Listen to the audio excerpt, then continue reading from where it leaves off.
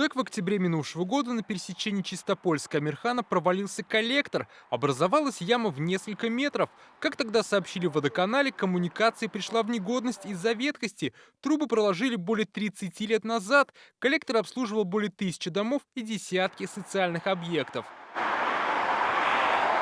Больше всего поломок происходило на водопроводных сетях. В Татарстане зафиксировали более 2500 аварий. Чаще всего они происходили в Казани, Альметьевском и Бугульминском районах. Усилить контроль за качеством подготовки к отопительному периоду.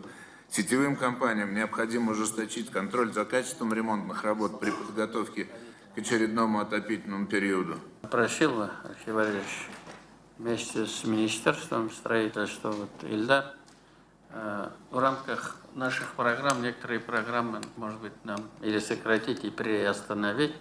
И без инвестиций особенно много было по воде. Каждый случай, и Алексей Валерьевич мне сразу докладывает, и, конечно, представьте, значит, ты ждешь, когда эта авария будет устранена. Их стало очень много. По данным Минстроя, в республике изношены треть сетей тепла- и водоснабжения. Как доложил министр, проблемы ЖКХ усугубились под санкционным давлением.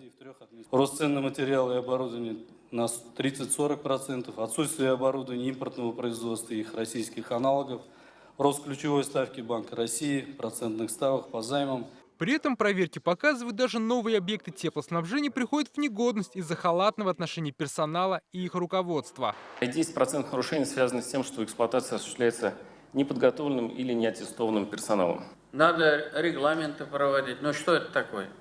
Немножко аттестацию проводите. В каком состоянии ваши? Подвал в каком состоянии? Тепловой узел в каком состоянии? Это и директору школы относится, и главному врачу. Надо смотреть немножко. Контролировать подготовку к следующему отопительному сезону в Татарстане будет республиканский штаб. Стоит задача повысить платежную дисциплину. Общая задолженность татарстанцев за жилищно-коммунальные услуги почти 9 миллиардов рублей. В свою очередь, организации ЖКХ задолжались за энергоресурсы более 300 миллионов. Дмитрий Аринин, Игорь Романов, ТНВ, Казань. Закажи рекламу на ТНВ. Телефон в Казани 5 705 100.